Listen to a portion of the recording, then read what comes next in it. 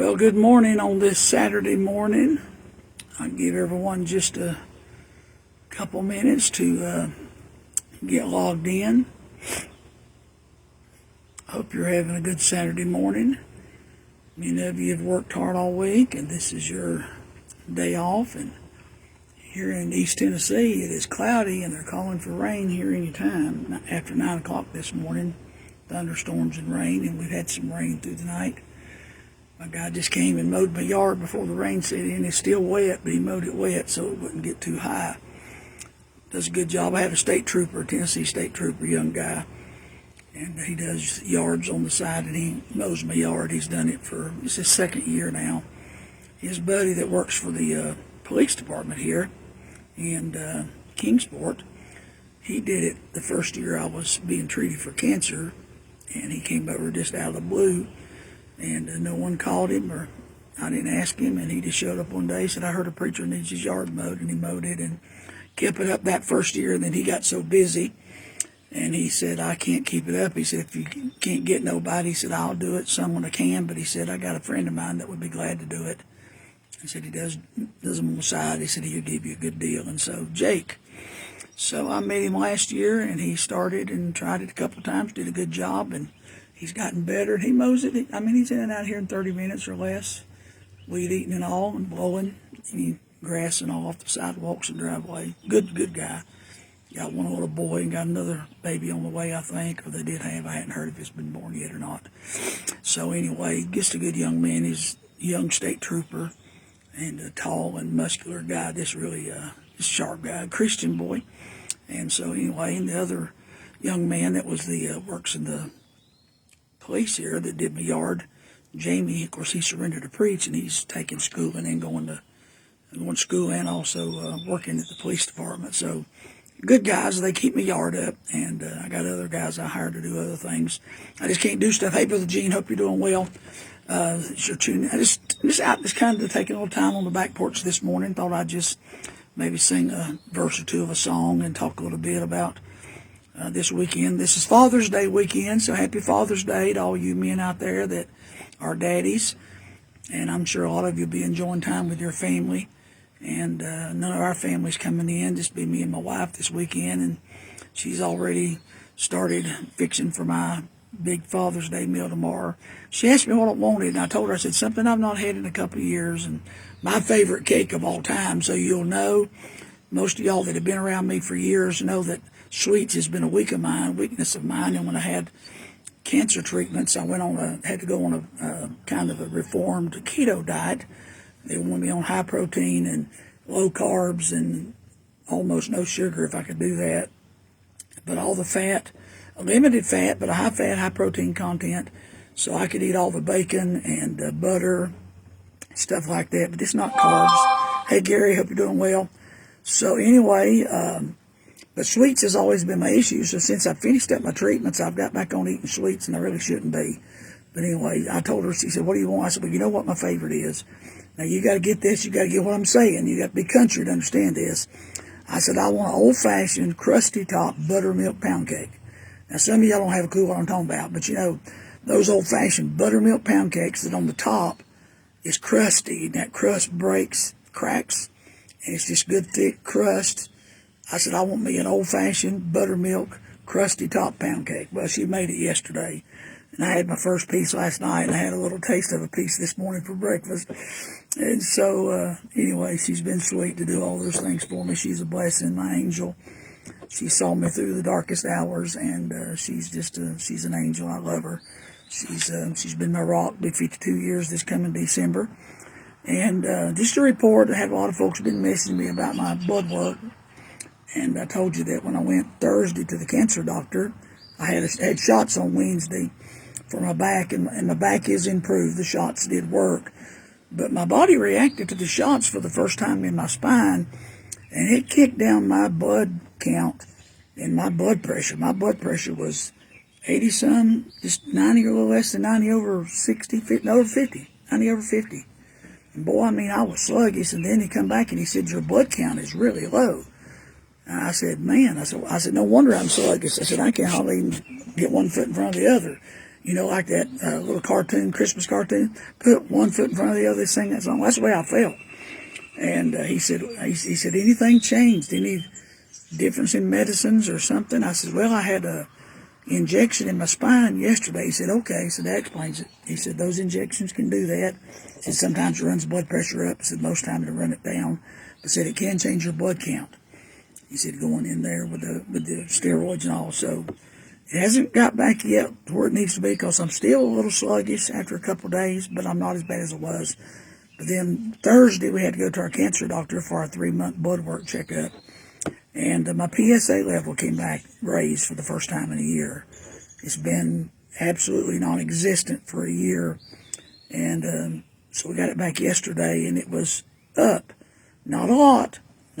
It's not danger zone yet. But the fact that it's moving up is kind of concerning, because I know it can fluctuate some after post-cancer treatments. Your PSA can fluctuate. As long as it doesn't jump more than 2 points in a short time, then we're okay. But a little nervous, a little frightening, because it's been perfect. It's been almost non-existent. 0.01. It's what it's been for a year now. And so to have it move at all, almost a half a point, something like that, it's not a lot, but the fact that it's moving. So we'll have to watch it again. I go back in a couple months and have more blood work, and then I have a scan in September, a CT scan with contrast.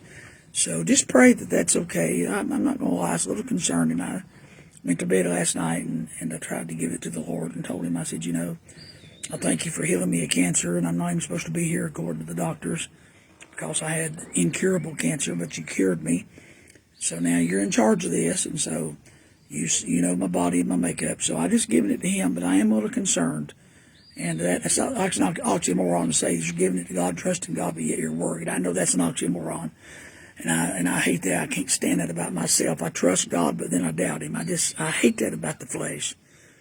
But I do trust the Lord. He's brought me through 2.5 years of this. And so, but just pray as you think about me. Just pray that the PSA level the next time won't be elevated anymore. If it stays where it is, we're okay, as long as it doesn't go up anymore. Hey, Miss Cynthia, such sweet words you sent me. I appreciate that. Wonderful words, encouragement.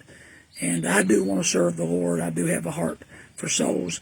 But as I told you in my response, I've accepted the fact that the last little while I've been praying, and I was praying real hard for God to open up a lot of doors and touch me so I could go back on the road and preach like I did, preach some meetings, and I am going to do some preaching, I'm sure. But the days of me traveling full time and doing 20, 30 weeks, that's not going to happen. I'm getting on up in miles. My body is shot. My wife is tired. Being a caretaker and being a preacher's wife for all these years, she's exhausted. And we love our church. But I wouldn't mind preaching. I like to preach once in a while, maybe one service a month, a Sunday a month, or preach one night in a camp meeting or a conference, and do some special stuff here and there. But I've content, and God really gave me peace about this, and that's why I'm pushing the social media. And God has been so good. We're up this morning was 154,000 views in 3 weeks. Unbelievable. We went public with our Facebook, and I had someone show me how to set it all up, and so we're considered public creator, Facebook creator. And so in 3 weeks, we've hit 155,000 views. This morning we'll hit 155,000. So I'm shooting for 200,000 views by next weekend, maybe 250,000. And for our first month going public, that's going to be really good. And that'll look good to the social media fathers. And then we created our YouTube page, and it's just now getting started, and it's got 30-some subscribers. And we've had about 3,000 or 4,000 views on YouTube, which is very good for no more subscribers than I've got. And we've downloaded messages and some sermons from the past. And I'm in the process now of downloading a bunch more. When you have them on CD, a lot of my stuff is on the old cassettes and CDs and DVDs. So you have to download them first to a laptop, CD into MP3 format. And then to download to YouTube, it has to be in a video format, which is MP4. So I have to create a video file, and I have a program now that I've downloaded, Zimzar, which takes a takes any kind of file and transfers it to whatever you want it to be. So I've been transferring DVDs or CDs to my laptop and then putting them in MP3 form. And then I take the Zimzar. Hey, Wendy, pray for Dwayne's father. Let me see what this says here. Pray for Dwayne's father. It's very hard on him.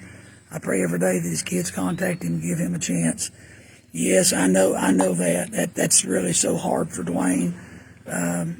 I sympathize with him. I've got children that won't contact me tomorrow, that are too busy, and this is sad, but it's just the way it is. You have to accept that. It hurts. You pour your life into your children, and they get too busy to contact you on Father's Day or birthday or Christmas, and they don't come see you. And so, my wife and I lived with that, and we have had to deal with that ourselves.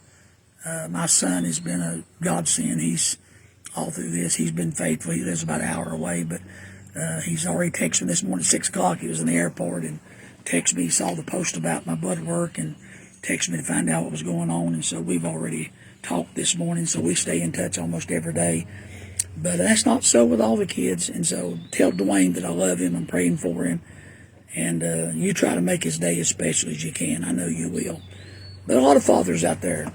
And there's a lot of people like me that, even though I'm a father, my father's, dead in heaven. And my mother, and Mother's Day is hard for me, and Father's Day. Because you bet you, buddy, if my parents were living, you bet you, I'd either be down at their house tomorrow, but for sure I'd be on the phone, not this little emoji on the text, Happy Father's Day with a little emoji. I mean, there'd be a card, there'd be some kind of gift of something that I know they would like. I'd spend a little money on my parents. I'd take them out to feed them a meal. I'd do something for them. That's just, yeah, Cynthia, you just lost your mom and dad back to back. And you had great parents. You had wonderful parents. Your mother taught me in Sunday school when I was a boy, and your dad gave my brother his first guitar. And Jerry Shove, just a great man of God. I preached for him when he's over at Cheryl's Ford, pastored. I preached there for him. And we've been together for many years as friends, and I've known them all my life. Yeah, if my parents were living, I'd be at their house, or we'd be out in a restaurant somewhere after church. We'd be in church together. I'd go to their church, or they'd come to mine. They'd be here staying in my house, or I'd be staying in theirs, and I'd be with my parents on Father's and Mother's Day, if at all possible. And I know some of you live thousands of miles away, and I know some of them are sick and can't travel, and I understand. I'm not making excuses. I'm just saying I understand, but if at all possible, if you got a parent that's still alive, if you can't be with them physically, do yourself honor and justice before God, and don't send them a little text with an emoji. Please don't do that. Call them. Take a few minutes to talk to your dad tomorrow. And say, hey, Dad, man, I miss you, Dad. I love you. I wish I could be there with you today, but thank you for all you've done for me and how you raised me and provided for me, and thank you for who you are and what you've done. Tell your dad that before he dies. Once he's gone, it's impossible. And my dad's been dead a long time, died while I was in Bible college. My mother's been dead. Oh, wow. 19 years, I guess, 18, 19, 20 years, almost 20 years. So it's been a long time, and so it's hard. It's hard. Father's Day is hard for a lot of parents, too. They have children that are not in fellowship with them. I read an article just a few weeks ago, and Facebook took it down, by the way. I would still have it up, but Facebook took it down. But it was about adult children that are separating from their parents because of this society of work and all these other things that take precedent and priority, and that many parents live out their old years and old days without contact with their children. And that's really sad. I want to tell you, too, whether you like it or not, take it for what it's worth. The only command of Moses, the only one of the 10 commandments that was with promise, was the commandment, honor your father and mother that your days may be long on the earth. So that verse means that if you honor your father and mother, God's going to give you long days. But there is a counterpart to that. The flip side of that is if you don't honor them, if you dishonor them, God's going to shorten your days. And I wasn't the perfect child. I lived with some stuff for years that I had to get victory over, that I thought my days were going to be shortened because of my dad was a drunk, and he had a confrontation when I was just a teenager and I struck my dad. He had pulled a knife on my mother and on me and threatened to harm us. And I went crazy at 14, 15 years old, and I struck my dad. And I lived with that for years, especially after I started Bible college and surrendered to preach. I heard Oliver B. Green talk about how he had dishonored his parents, and he knew he wasn't going to live to be an old man. And he didn't live to be, 70 or 89. He died in his early old age. But he said he knew that God was going to cut years off his life because he dishonored his parents. And I really thought that I'd done that to my dad when I'd struck my dad. But I had an old gentleman in Landis that knelt down one day. I was in the altar and I was weeping. I was just a young preacher then. I was in Bible college and I was just weeping. And he said, "What's wrong?" And I told him, I said about the story of when my dad was drunk and pulled a knife on my mother, and I stepped in between him and her, and he threatened me and pulled the knife on me and threatened to harm me.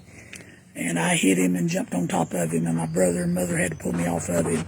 And I said, "I dishonored my dad. I struck him." And that old man was wise. He said, he said, "What you did may not have been right." He said, "It was probably wrong to strike your dad. But," he said, "your dad provoked you." And he said, "You were defending your mother." And he said, "There's a verse in Ephesians, fathers, provoke not your children to wrath." And he said, "Your father provoked you." He said, "It doesn't justify it." But he said, "I don't think that will apply to you, that God will shorten your days because your father did provoke you." He gave me such peace after that I was able to get victory over what I thought was going to be a dilemma for me, that my judgment was going to be severe because I dishonored my dad.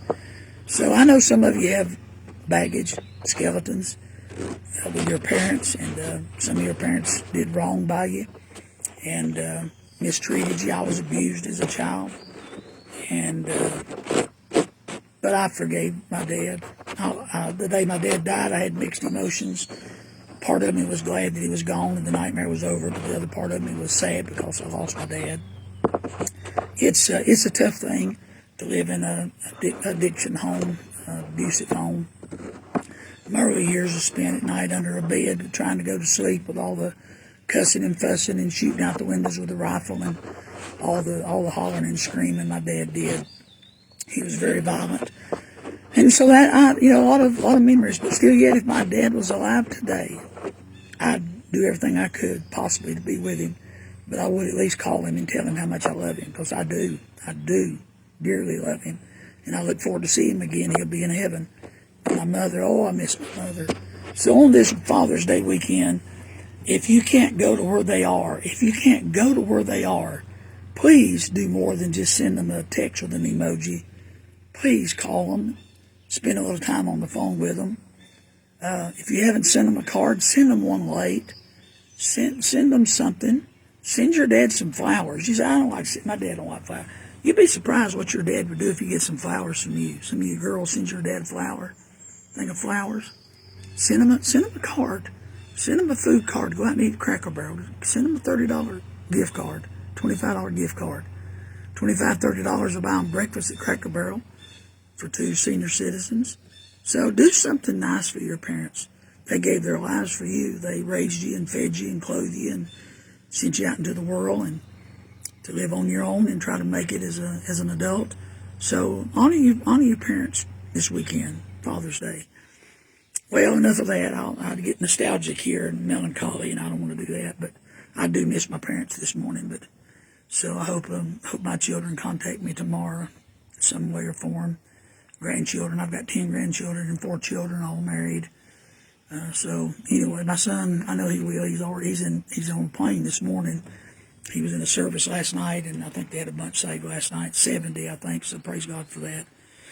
So anyway, thank the Lord. Well, we are in perilous times, and we've seen the last 48 hours Israel launching an attack against Iran and trying to destroy their nuclear capabilities and their ballistic missile sites, as well as taking out their leaders, the military and the scientific leaders, the nuclear scientists that were building those potentially nuclear weapons. And so they've succeeded, but they're not finished. It's probably going to be weeks of military campaign by air and by other means, by what we call strategic behind-the-scenes special forces and intelligence, and so there's a lot yet to do. Iran has retaliated with over 200 rockets. I put a map on my Facebook page this morning showing just how widely covered all the missile launches where they were aimed at, covered most of Israel. And thankfully, most of them were intercepted by the Iron Dome and by the David's sling and by the Era and the THAAD, as well as the Patriot missiles and the other our forces in the Mediterranean, Persian Gulf, our destroyers launching missiles to try to intercept. And so we're helping defend Israel. We're not in the aggression offensively. We're not launching an attack against Iran, but we are helping intercept the missiles. So we praise God for that. Thank you, Randy. Happy Father's Day. Thank you, buddy. I appreciate that. So continue to pray for Israel. Pray for the peace of Jerusalem, and pray for God to keep our military as well as the Israeli Defense Force and the Mossad, keep all of them safe, as well as the citizens of Israel. Not everyone that lives inside of Israel is necessarily Israeli citizen. They may be of Jewish descent. There's people from all around the world that are born of Jewish blood. We have a lot of people that are there from America. When I was there years ago, when I went to visit Israel, I was standing at the Wailing Wall, Western Wall, and there was a military guy, IDF guy there, and I went up to him and I asked him, I said, "Do you speak English?" And he said, "Yeah, I'm from Pennsylvania." I thought, man. And I talked to him and I said, "So why are you here?" He said, "Well," he said, I'm a Jew born by birth. But he said, "I'm not a practicing Jew. I'm not an Orthodox Jew." But he said, "I'm part of the Zionist movement." I said, "Okay, explain that." I knew what it was. I wanted him to explain it. He said, "I'm here to protect our homeland. My family are all Jewish. So I came from America here to fight in the army to protect our homeland. Though I do not practice Judaism, I came to protect." That's called the Zionist movement. So there's a lot of people there that are there just because that's their heritage, but they're not practicing Judaism. A lot of Christians are there that are there for the welfare of that nation, trying to build up the economy of that nation, to be there and to help Israel in every way they can, to feed those that are hungry, and to work and to try to build that country in every way possible to make it the best it can be. But they're not practicing Jews. Many of them are Christians and many of them are non-Christians, but they're not Jewish Orthodox Jews. So we need to pray for all of our citizens, as well as anyone that is inside the borders of Israel, that God would protect them during this war, ever how long it chooses to go on. And that'll be up to the leadership of Israel. Benjamin Netanyahu, pray for him. All the military leaders, pray for our president. Can't imagine the load he's under this morning. All that's going on in our own nation, fighting the liberal politicians that are attacking everything he does. All these judges trying to stop everything he does. Taking away his executive powers. He's president. He has authority to make decisions and do things for our betterment. And judges are trying to stop him every turn. So he's fighting that. The riots that are destroying property and causing harm to some of our agents and men and women in blue. And then he's got these wars around the world that he has been put in there for a time like this, such a time as this, to try to help bring peace to these troubled places like Ukraine and Russia. And Israel and Gaza has been in war fighting these terrorists that have been funded by Iran for so long. And now the heads of those have just about been cut off, but now you've still got the main snake of Iran, and now they're finally going toward the homeland. And our president is a friend to Israel. He's a friend to Bibi. And now that's Benjamin Netanyahu, short for Bibi, short for Benjamin Netanyahu. They call him Bibi over there. And not disrespecting, that's just what they call him. So our president is close to Israel, and he loves Israel. It's obvious. And so we need to pray for him, because his hands are full this morning. His heart is heavy, no doubt. And thank God there's people around him that are believers, that are politicians and cabinet members, as well as some there that are people of faith that are surrounding him and praying for him. So pray for him too this morning, if you would.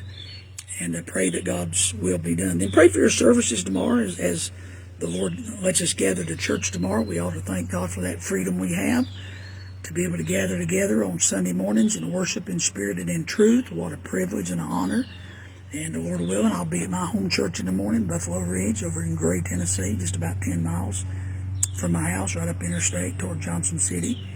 And I'll be there I'll probably take my old Gibson tomorrow. I'm going to fix to clean it up after I get through here. I saw it's got some spit and slobber on it where I talk, and so I'll clean it up and put some oil on it, get it all cleaned up. And needs a new set of strings. I may do that today too. So get ready for church tomorrow. And so I hope you'll be in your place. And then again, I hope you have a good celebration for Father's Day with your family. And here's a song. I don't know if you remember this or not. You may not even know this song. Troublesome times are near, filling men's hearts with fear. Freedoms we all hold dear, now and at stake. Humble your heart to God, saved from the chastening rod. Seek the way pilgrims trod, Christians away. Jesus is coming soon, morning or night or noon. Many will meet their doom. Trumpets will sound, all the dead shall rise. Righteous meet in the skies, going where no one dies, heavenward bound.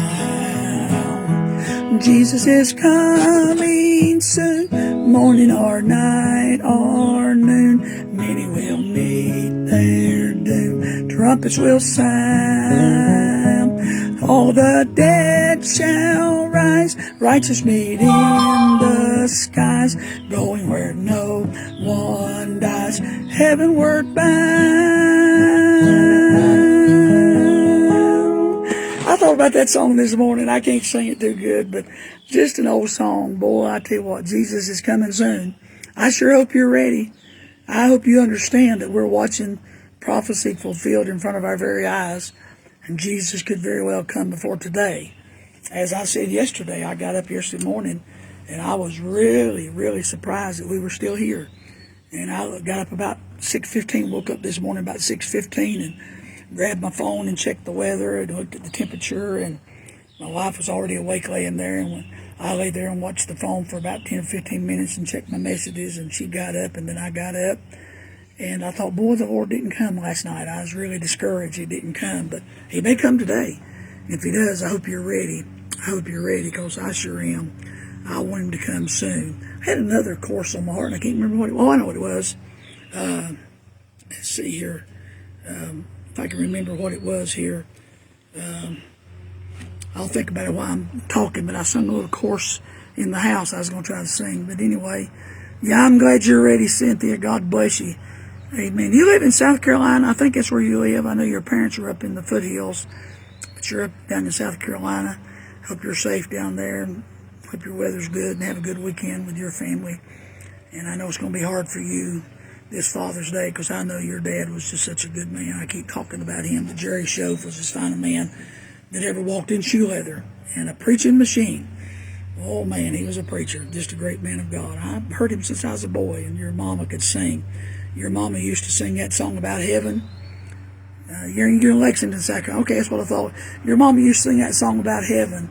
Every time I'd hear her sing it, I said, boy, that was one of my favorite songs. She had such a beautiful voice.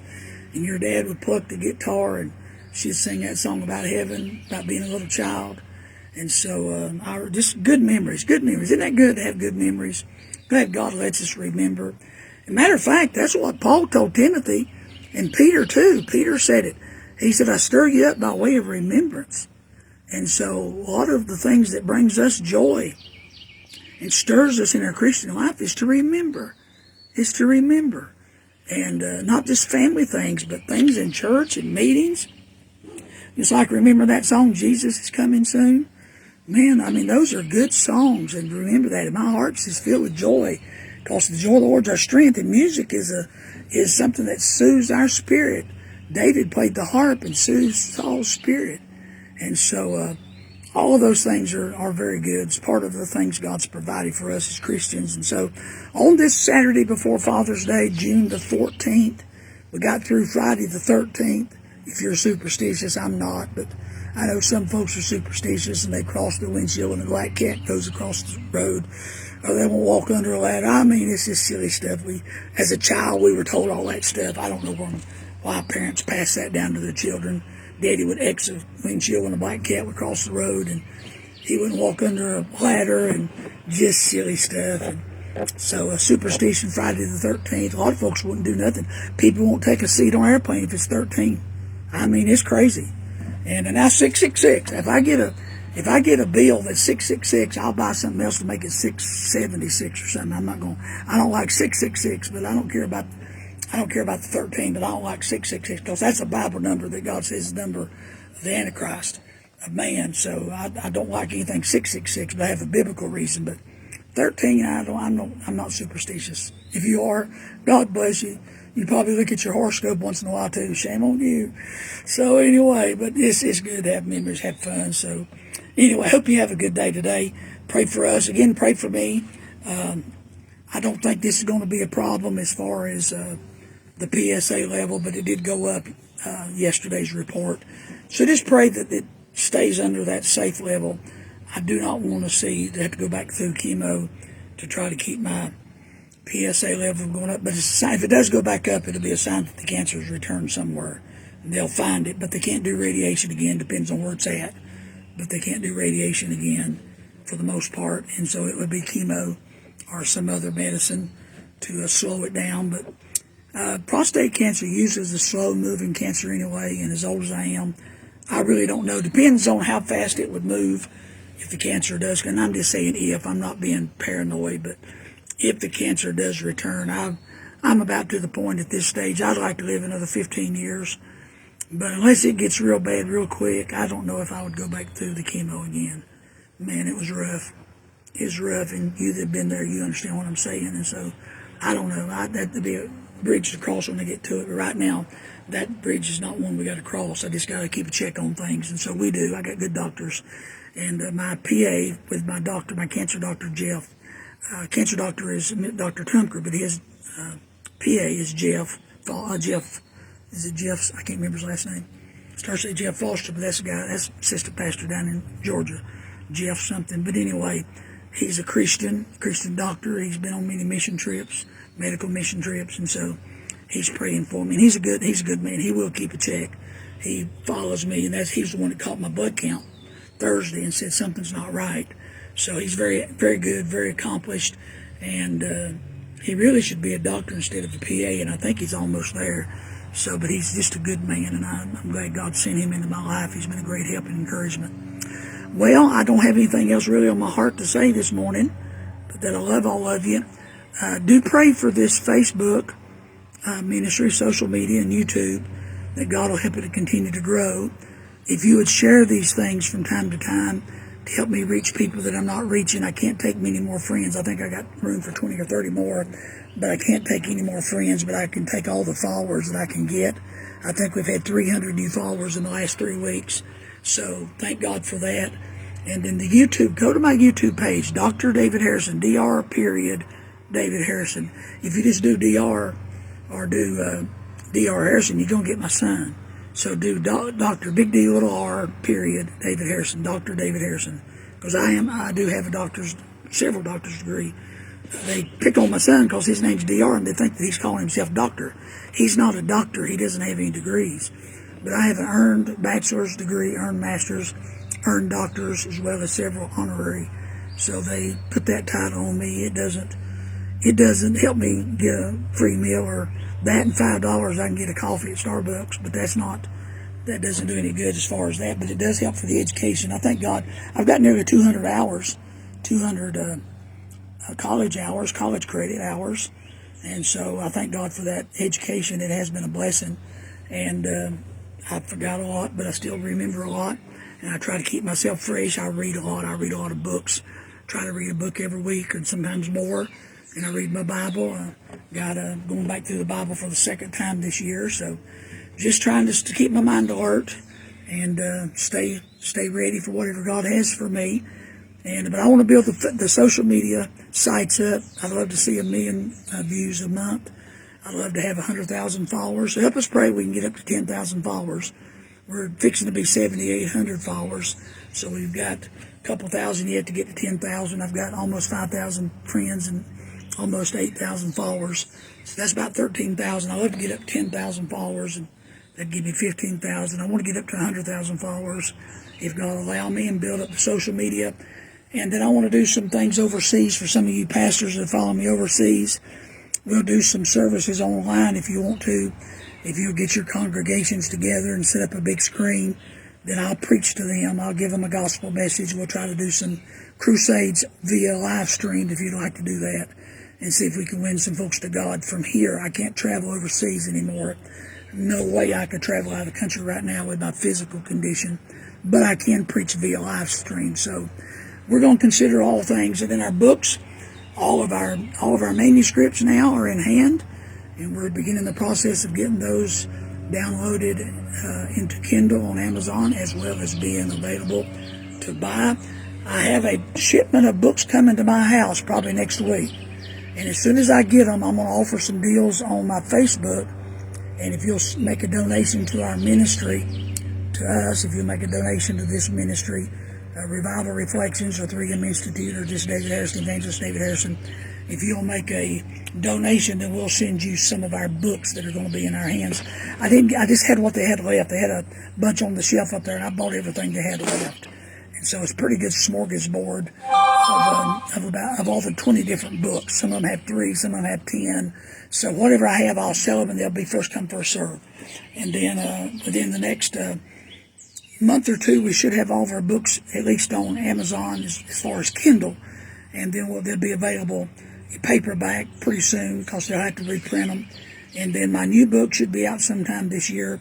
I'm not sure when. I've still got 3 chapters to finish as far as editing. The final reading, my reading, and that's it. They've done all their editing. I just do my final reading, make any changes I want to make, and then that's it, except for finishing the pictures. And I've still got about a dozen more testimonies I'm waiting on from people. And once those get in, the girl's got the cover designed, and there was a problem with the font, so they sent it back, and she's fixing that. I should get that this week. So once I get that, the book is going to be ready to get prepared to go to the printer, to the publisher, and then we should start pre-selling the hardbacks immediately shortly thereafter. So keep all those things in mind. Well, the Lord's been good. Let's see, I don't want to... What a day that will be when my Jesus I shall see, and I will look upon his face, the one who saved me by his grace, when he takes me by the hand and leads me through the promised land. What a day, glorious day that will be. What a day that will be, what a day. Yeah, your family sung that too. That was one of the old songs from then. Well, I love all of you. Hope you have a great weekend. Stay safe, and pray for Israel. Pray for your pastor tomorrow, for your church. Pray for me and my wife. Pray that God will continue to use us on social media. Pray for our books and our book ministry, our printing ministry. That God will help us to reach as many as we can, while we can, how we can. Okay? All right. I love all of you. I really do, from the depths of my heart. God bless you.